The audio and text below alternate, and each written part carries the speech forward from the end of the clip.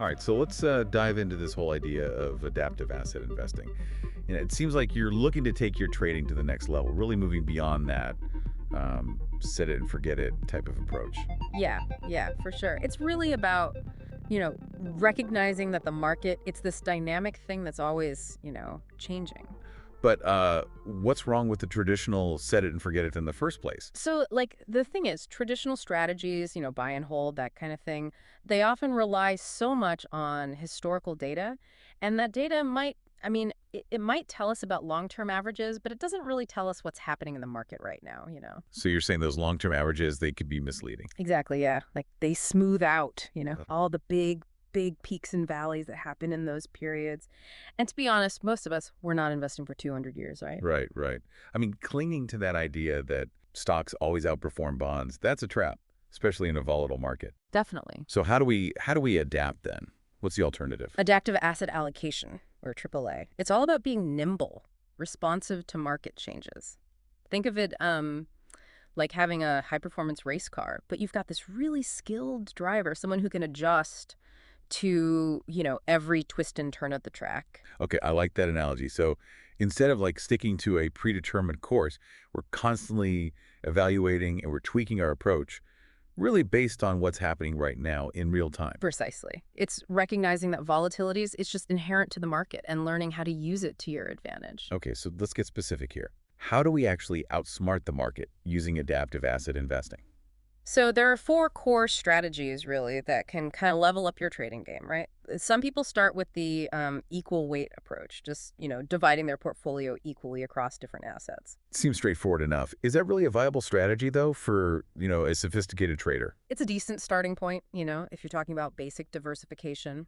But it's a little too simplistic, especially if you're someone looking to truly outsmart the market. It assumes that every asset is created equal. It doesn't look at those individual risk profiles or, potential for growth. Right, it's like saying every horse in the race has the same chance of winning. We know that's not true. Some horses are just faster. So what's the next level up then?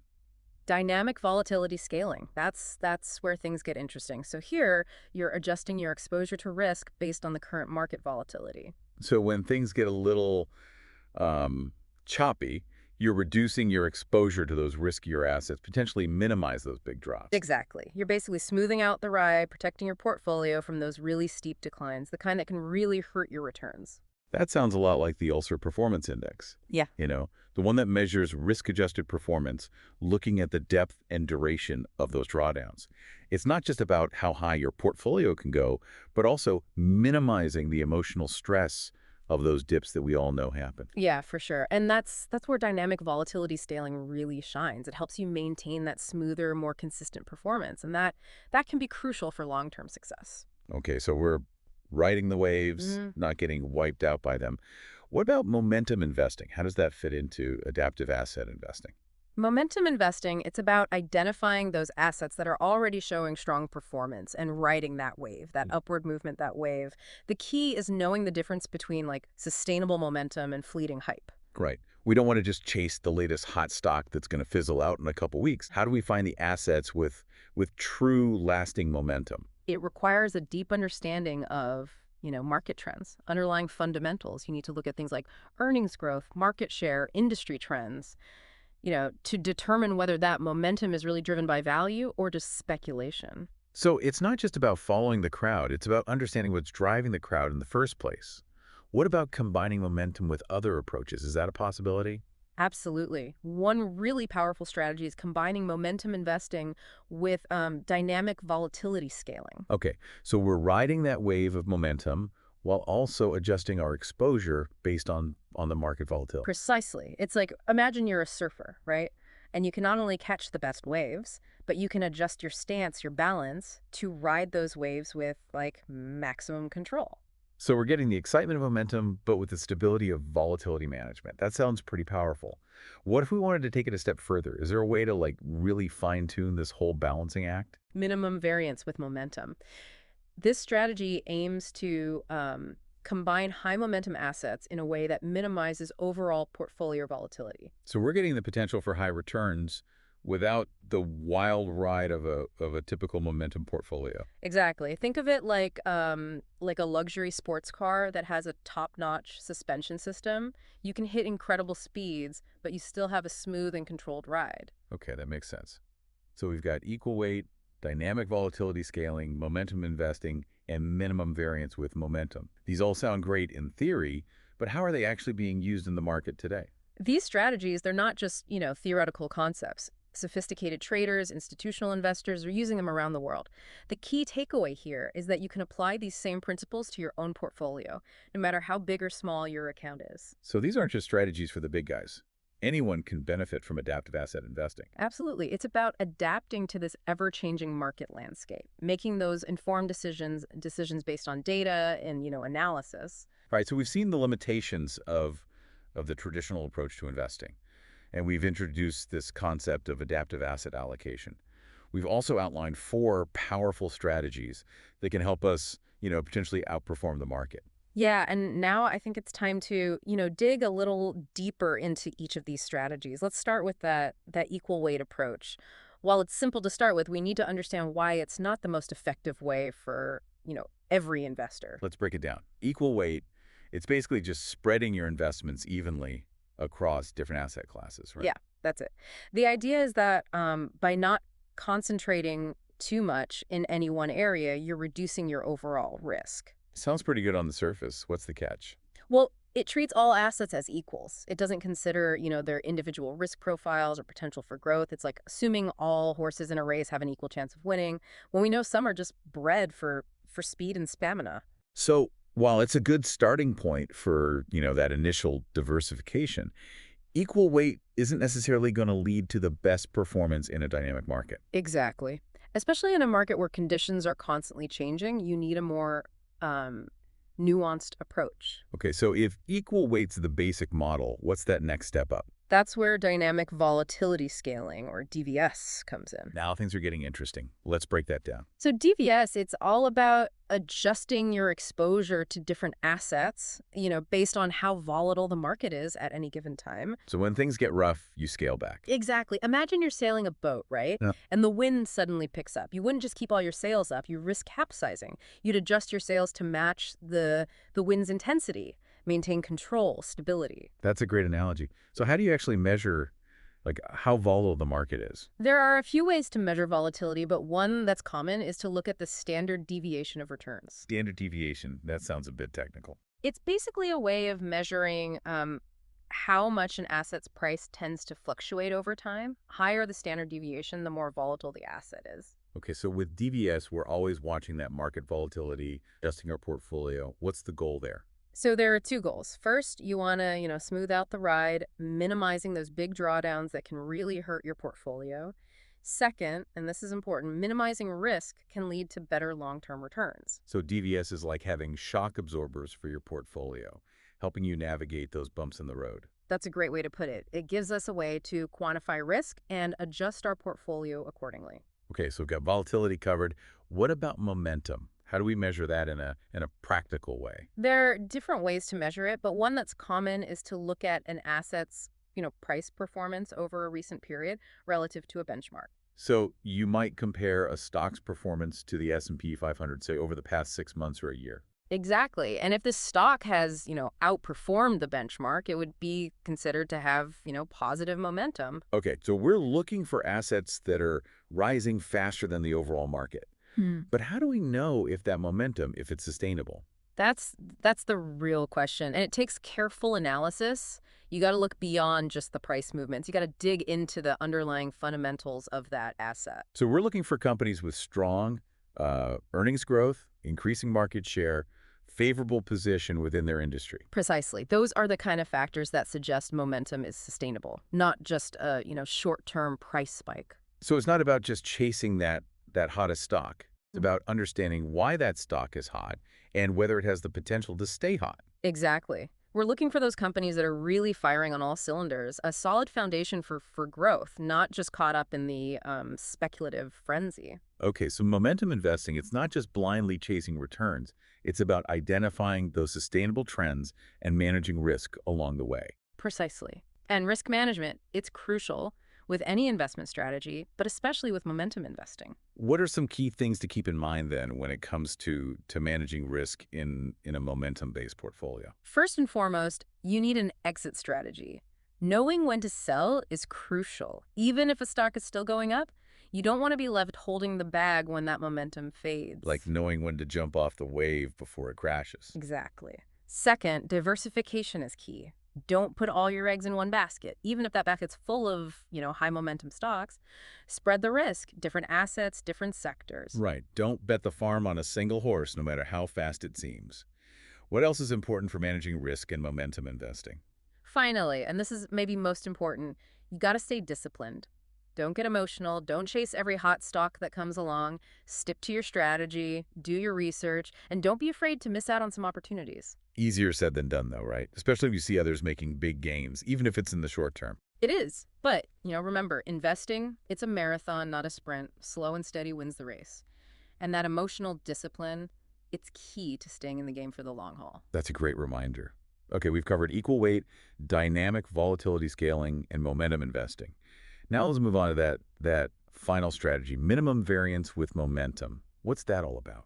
Minimum variance with momentum, it's like the ultimate balancing act. It's combining high momentum assets in a way that minimizes that overall volatility in your portfolio. So you're trying to achieve those high returns, but without the roller coaster ride. Exactly. Finding that sweet spot Mm. between risk and reward, where you can capture that potential upside of momentum while minimizing that downside volatility. This one sounds a bit more complex than the others. What kind of knowledge do we need to implement this effectively? It does require, a deeper understanding of portfolio optimization. You're selecting high momentum assets and then weighting them in a way that minimizes the overall portfolio variance. Variance. Can you break that down for me? Variance it's a statistical measure, how much the returns of a portfolio tend to fluctuate. By minimizing variance, you're minimizing the ups and downs, aiming for a smoother, more consistent performance. Okay, so by minimizing variance, we're minimizing the risk of those big swings. Exactly. Aiming for a smoother ride while still capturing that potential upside of momentum investing. This sounds a lot like dynamic volatility scaling. What's the key difference between the two? With DVS, you're adjusting your overall exposure to the market based on the overall volatility levels. With minimum variance with momentum, you're specifically targeting high momentum assets and weighting them in a way that minimizes volatility within that, specific subset of your portfolio. So it's like fine-tuning your engine for maximum performance while minimizing, the vibrations. You got it. It's a sophisticated approach that can, potentially lead to superior risk-adjusted returns, especially for those who are, comfortable with a bit more complexity. But it's not for the faint of heart. Definitely not. It requires a solid understanding of, statistical concepts, portfolio management techniques, and, a willingness to really delve into the details of portfolio construction. Having someone who can, guide you through the complexities of the strategy, Yeah. that can be invaluable, especially when you're first starting out. All right, so we've covered those 4 powerful strategies for adaptive asset investing. Equal weight, dynamic volatility scaling, momentum investing, and minimum variance with momentum. Each one seems to have, its own pros and cons, and the best approach is really going to depend on your individual risk tolerance, your investment goals, your time horizon. Exactly. And adaptive asset investing, it's not a set it and forget it approach. It requires, ongoing monitoring and adjustments. You got to adapt as the market conditions change. And that's where a deep understanding of these strategies becomes so crucial. It's about staying nimble, being able to adapt, just like a skilled surfer, adjusting to the changing waves. Where do we go from here? How do we actually put these strategies into action? That's a great question. And that's what we're going to explore in the next part of our deep dive. We'll get into those practical tools, techniques, resources that can help you, take your adaptive asset investing journey to the next level. This is definitely getting me excited to level up my trading game. Can't wait to dive into that practical side of things. All right, so let's shift gears a little bit and actually talk about how to, implement these adaptive asset investing strategies in your own portfolio. Yeah, this is where the rubber meets the road, right? Now let's get into the application. Exactly. We need to, equip you with those tools and resources to actually make these strategies work for you. So let's start with measuring volatility. We've talked about standard deviation, but how do we actually track that in a way that's useful for making investing decisions? Standard deviation, I know it might sound kind of intimidating, but it's actually a pretty straightforward concept. Just a measure of how spread out, a set of data is from its average. Okay, so in the context of investing, we're looking at how much an asset's price tends to fluctuate around its average price over a specific period of time. Precisely. And the higher the standard deviation, the more volatile the asset is. So like a stock with a high standard deviation, that'd be like a roller coaster with lots of ups and downs. While a stock with a low standard deviation, that'd be more like a gentle slope, much more stable, predictable. That's a great analogy. And the beauty of standard deviation is that it allows us to actually quantify risk, giving us a numerical value to work with when we're making those, investment decisions.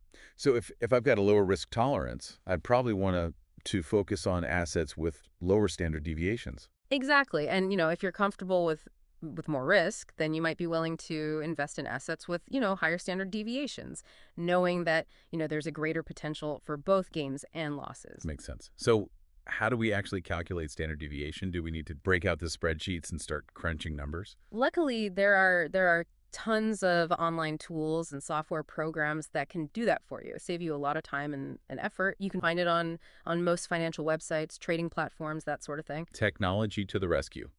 So once we have the standard deviation for an asset, how do we use that information to actually make, good decisions about how much to hold in our portfolio?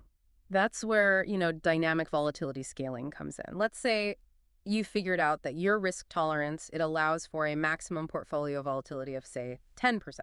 You would use DVS to adjust that asset allocation based on the current market volatility, keeping your overall portfolio risk within your comfort zone.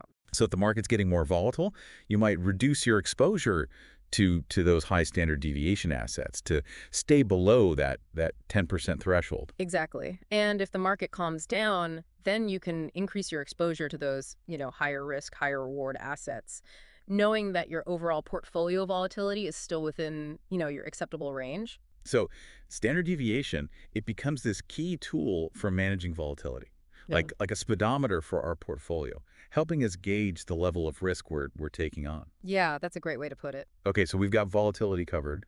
What about momentum? How do Yeah. we actually measure that in a practical way?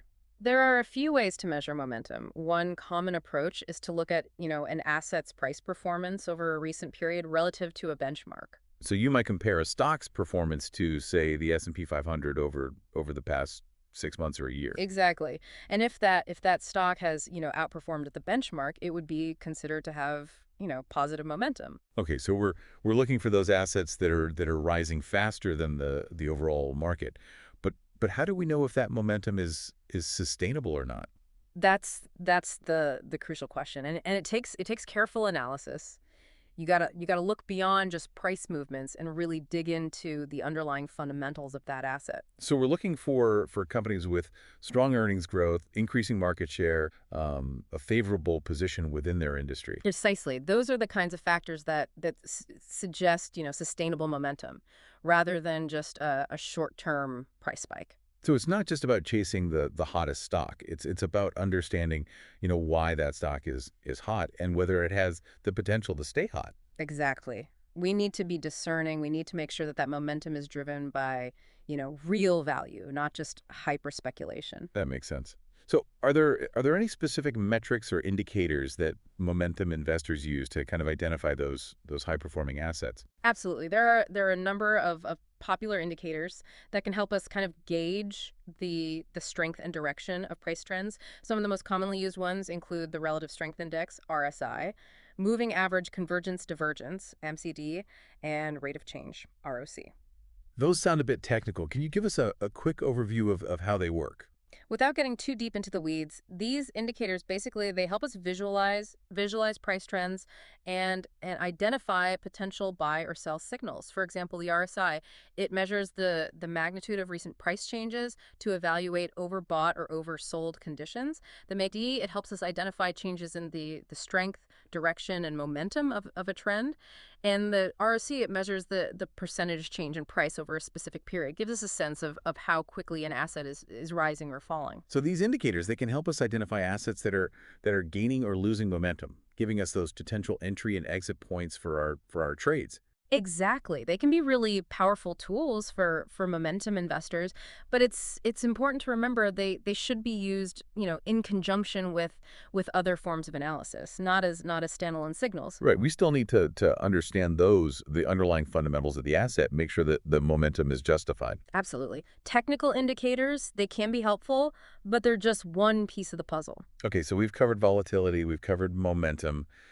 What about minimum variance? How do we actually measure and manage that in our portfolio? Minimum variance, it's all about, minimizing those fluctuations in your portfolio's returns. We're aiming for a smoother, more consistent performance, reducing those ups and downs, especially those steep drops that can really erode our gains. So it's like building a portfolio with shock absorbers, protecting us from those bumps in the road. Exactly. And the key to minimum variance investing is to diversify our portfolio across assets that are not perfectly correlated with each other. Meaning that they don't all move in the same direction at the same time. Right. By combining assets that tend to, zig when others zag, we can reduce that overall volatility of our portfolio. So if one asset's having a bad day, another asset might be having a good day, helping to offset those losses. Exactly. And there are different ways to, measure and manage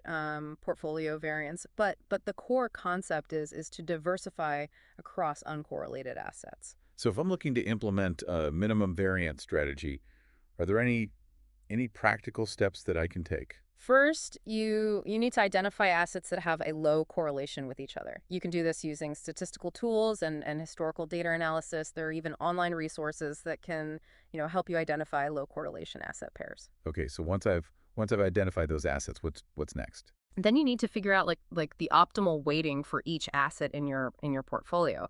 And this involves considering things like your risk tolerance, your investment goals, the historical performance of each asset. So it's kind of like a puzzle, Yeah. trying to figure out the best combination of assets to minimize that overall variance. Exactly.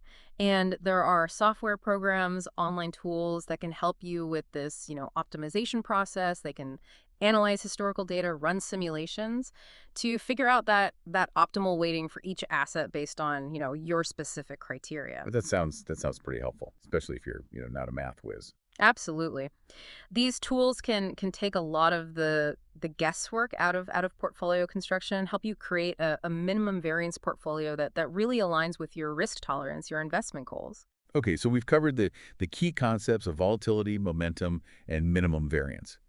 Now let's talk about some specific tools and resources that investors can actually use to implement these adaptive asset investing strategies in the real world. Sounds good. There's a whole ecosystem of resources out there to help you, put these principles into practice. First up, what about software programs? Are there any specific ones you recommend? There are tons of great software programs out there, both free and paid, that can be incredibly helpful for adaptive asset investing.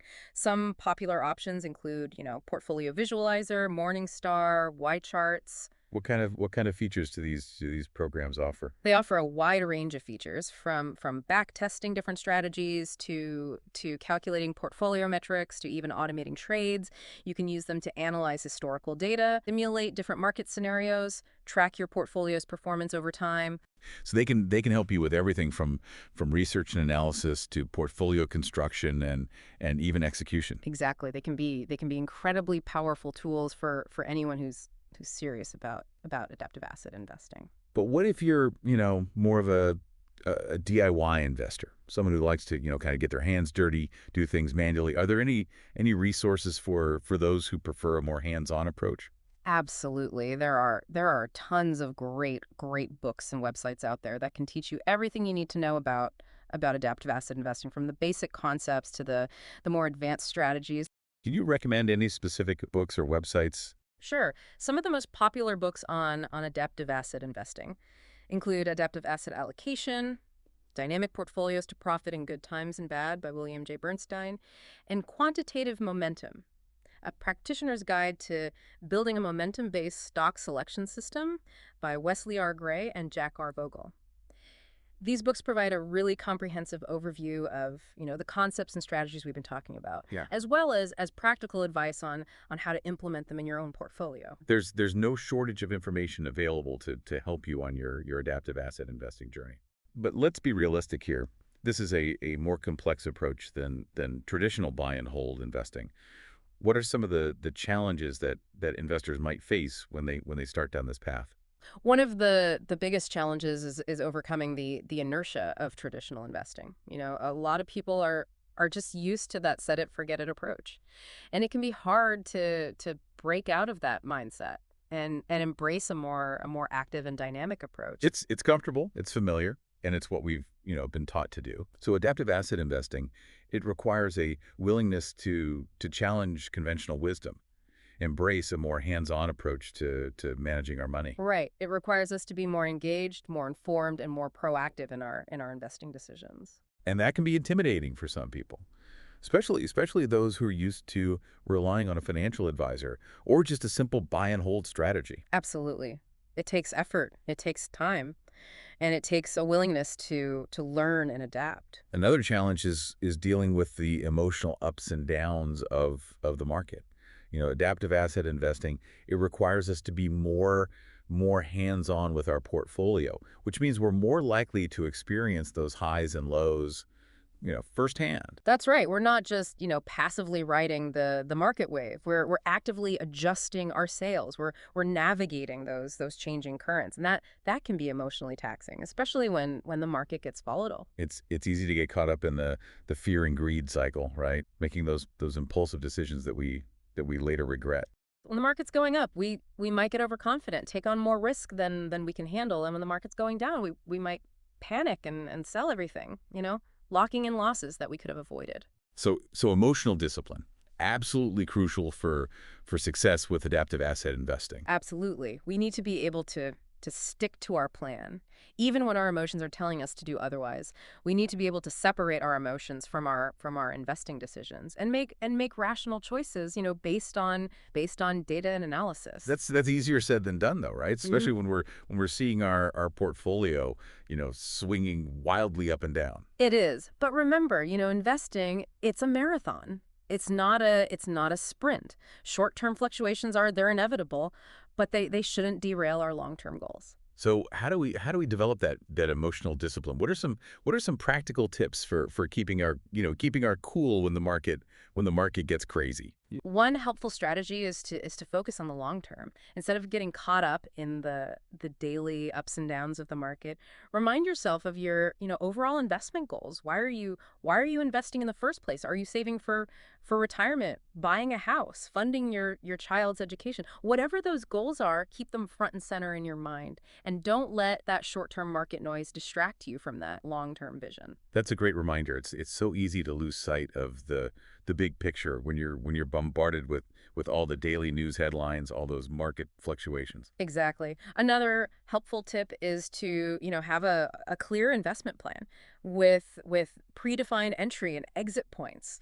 This can help you avoid making those emotional decisions based on, fear or greed. If you know in advance, when you're going to buy or sell an asset, you're less likely to make those impulsive choices in the heat of the moment. So it's like having a set of rules that we can follow. So how do we cut through the noise and find the signal? What are some tips for finding the right tools and resources for adaptive asset investing? One helpful tip is to start with the basics. Don't try to learn everything at once. Focus on understanding those core concepts and strategies first, and then gradually expand your knowledge as you gain experience. So start with a solid foundation Yeah, and then build from there. exactly. Another tip is to be discerning about your sources of information. Not all information is created equal. Some sources are more reliable than others. Look for sources that are, reputable, unbiased, data-driven. So avoid the hype. Focus on the facts. Precisely. And don't be afraid to ask for help. There are tons of resources available, both online and offline. The potential rewards are significant, right? Absolutely. By embracing a more dynamic, more data-driven approach to investing, we can potentially achieve, better risk-adjusted returns, smooth out the ride, reach our financial goals faster. It's not just about, making more money. It's about managing risk Yeah. and creating a more sustainable, more enjoyable investing experience. Exactly. Adaptive asset investing, it can help us take control of our financial future, achieve our goals with greater confidence, greater peace of mind. Understanding the risks and challenges involved. Absolutely. There's no guarantee of success in any investment strategy, and adaptive asset investing is no exception. So we need to be realistic about our expectations and understand that, there will be ups and downs along the way. Right. But by following the principles that we've discussed today, by staying disciplined, informed, and adaptable, we can significantly increase our odds of success. And that's what it's all about, giving ourselves the best possible chance of achieving our financial dreams. Precisely. And that's the power of adaptive asset investing. It's a mindset shift, a Yeah. way of thinking about investing that empowers us to take control and navigate the ever-changing market with confidence and clarity. Okay, so we've covered a lot of ground today. Yeah, we have. We've discussed the limitations of traditional investing, the power of adaptive asset allocation, four key strategies to outsmart the market, practical tips and tools for implementation, and the challenges and rewards of this approach. It's been a whirlwind tour of the world of adaptive asset investing. Now, before we wrap up this deep dive into adaptive asset investing, I wanted to touch on one more crucial aspect that we haven't, explicitly addressed yet, and that's the human element. The often overlooked factor in the world of algorithms and data analysis. Exactly, because while we've talked about all these sophisticated strategies and tools, ultimately it's still human beings making those decisions. And human beings are well, inherently flawed, right? We're susceptible to emotions, to biases, to cognitive errors. All those things that can lead to bad investment decisions, especially in a fast-moving market like this. Precisely. So how do we reconcile the human element with this data-driven approach of adaptive asset investing? How do we balance those gut instincts with the cold, hard numbers? That's the million-dollar question, isn't it? Huh. And I think the answer lies in finding the right balance between logic and emotion. It's about using data to inform our decisions, but not letting it dictate them completely. We need to be aware of our own, biases and limitations and develop strategies to mitigate them. We need to understand how our emotions can influence our decisions, find ways to keep them in check. For example, one common bias is confirmation bias, where we tend to seek out information Mm. that confirms our existing beliefs. This can lead us to make decisions that are based on wishful thinking rather than objective analysis. Exactly. If we're convinced that a particular stock is a good investment, we might be more likely to ignore information that suggests otherwise. We might, cherry pick data that supports our bullish view while downplaying or dismissing any evidence that contradicts it. So how do we combat confirmation bias? How do we make sure that we're looking at the whole picture, Mm. not just the parts that fit our narrative? One way is to actively seek out, opposing viewpoints. Challenge our own assumptions. Don't just read articles or listen to podcasts that reinforce your existing beliefs. Expose yourself to different perspectives. Force yourself to consider, alternative explanations. So if you're bullish on a particular stock, take the time to read a bearish analysis. Challenge yourself to see the other side of the argument. Exactly. It might not change your mind, but it'll at least help you make a more informed decision. Another common bias is loss aversion, where we feel the pain of a loss more strongly than the pleasure of an equivalent gain. This can lead us to hold on to losing investments for too long, hoping they'll eventually bounce back, or sell winning investments too early, afraid of losing our profits. Loss aversion is a powerful force. It can be difficult to overcome, but it's essential to understand how it can influence our decisions and develop strategies to mitigate its impact. So how do we overcome loss aversion? How do we make sure we're not, letting fear dictate our actions? One strategy is focus on the long term. Avoid getting caught up in those short-term fluctuations. Remember, investing is a marathon, not a sprint. Short-term losses they're inevitable, but they shouldn't derail our long-term goals. So the key takeaway here is that while adaptive asset investing relies on data and technology, it's still crucial to acknowledge and manage that human element. We need to be aware of our own biases and limitations, develop strategies to mitigate them, understand how our emotions can influence our decisions, and find ways to keep them in check. Because ultimately, it's our decisions, right, that determine our investment success.